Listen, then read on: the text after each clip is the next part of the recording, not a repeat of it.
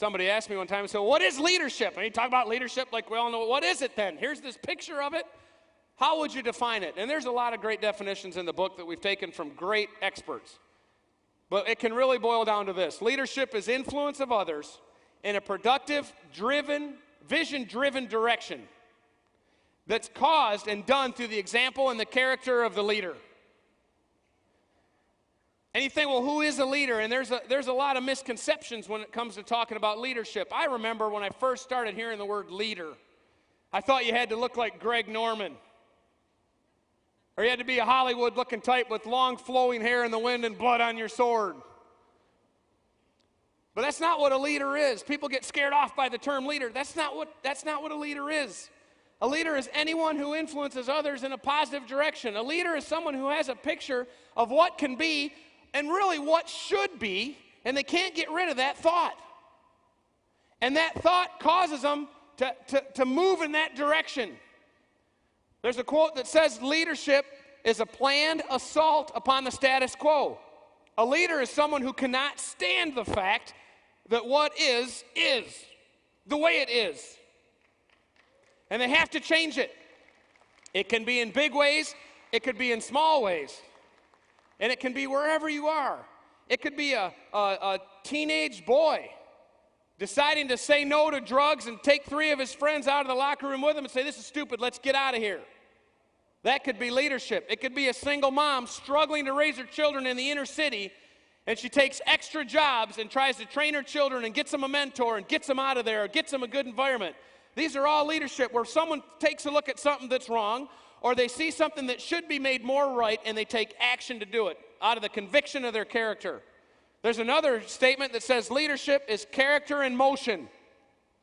This isn't right, or this needs to be made more right, and my character will not allow it to remain so. It must change, and I will take initiative to do something about it, whether I look like Greg Norman or not. That's what a leader is, and it can be anyone. The misnomer is that people think a leader has to be someone in a position of authority, but yet everybody, and this is an important one, this is why the book is relevant, everyone is called to be a leader at some point, and probably many points in the course of their life. Would it make sense to figure out how to be a good one then? If you have children, you're in a position of leadership. If you're married, you're in a position of leadership. If anyone ever cares to listen to anything you ever have to say, you're in a position to influence them and potentially lead them in a certain direction. That's who a leader one is. And everyone is called to be a leader at many points. Why is it relevant? Leadership is the impulse that starts the momentum that advances the changes that happen. You can swim against the current and have control over the changes, or you can ride with the current and let the changes work on you. You can be the person that makes things happen or the person that wondered what happened. From the education of a small child to the formation of a major republic, we have leadership to thank. From our freedom to our technology, we have leadership to thank. From small things to big things, leadership of someone, somewhere, is what we have to thank. It's interesting. Leadership is about making a difference, small or large, in the moment or in the future. And that's why it's relevant. Some people are interested in leadership for the wrong reasons. And you can study history and see in many, many, many instances this is the case. Some people think leadership is attractive because it's power. Some like leadership because they think it offers control. And some like it because of the perks, the status, the chance to be served. But leadership is a bit of a paradox. Certainly there are those elements to leadership. But the life of a leader is a little bit different than that. The life of a leader is a little bit more on the other side of the coin. In actuality, the life of a leader starts with giving power and empowering others. It also involves helping others fix problems and move forward. And finally, it involves serving others. It's almost the opposite of what most people think. If you look at what starts leadership, what Orrin and I talked about that night, sitting up late at night talking about all these issues, it's as if you have reality here. And this is today's reality. And the vision that develops is up here. And that vision for something better, that vision for what should change, that vision for what could be, creates a tension on this reality. There's a tension between it. And as that tension develops, that tension causes something. We call it hunger. In the book, we use the term hunger. Sometimes the word ambition can be taken the wrong way. Power grabber or someone that's selfish or wants personal gain out of proportion to everything else. But the word hunger goes right to the true heart of the matter. You don't control your hunger, do you? When you get hungry for food, you can't really stop it, can you? It's a natural outflow of the physiological conditions of no food in your body. And it's the same thing with the vision of a leader. Once that condition exists, a leader can't shut that off. It exists. Rosa Parks didn't get on that bus that day planning to cause a ruckus. But the vision for what should be, the conviction of her character, kept her in the seat versus the reality of that's not what the rules are on this bus. And that caused a hunger to do the right thing at whatever risk to herself of being arrested.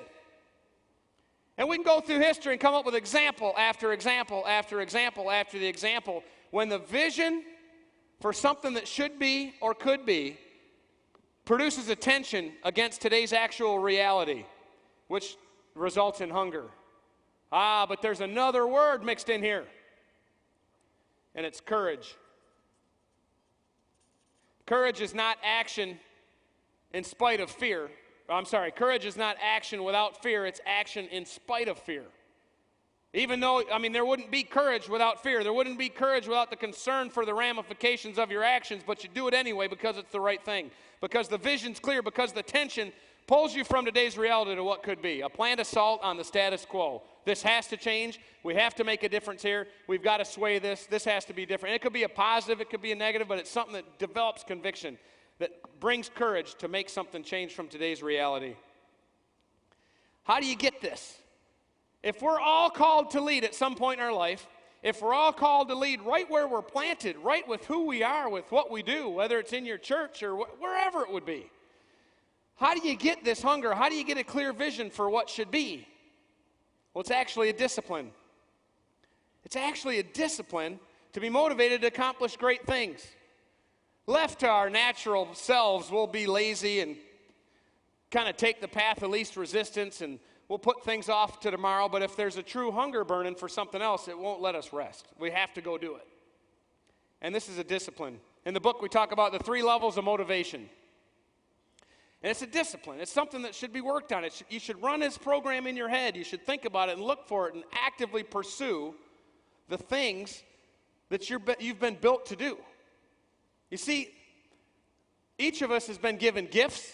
Each of us has been given talents, peculiar to us, very unique, and we're supposed to use those to accomplish something. The more we discover that, the more we brush the dirt off of that discovery, that archaeological find, that artifact, the more we clear that away and start to see and reveal, our purpose isn't really determined by us, it's just kind of discovered. And the more we clear that off and get the dirt off there and all the crud that buried it, all the people that say you can't do this and you can't accomplish that, you can't. Who do you think you are? Come on, you're too old. You're too young. You're the wrong gender. You're the wrong religion. You're the wrong color. You come from the wrong side of the tracks. Your daddy wasn't the right guy. You don't have connections. But the more we brush all that dirt off there and we start to discover and find out that we start to see the revelation of what our purpose is. And that's an action. It requires action. It requires a search. It requires a hunt to find out what that is.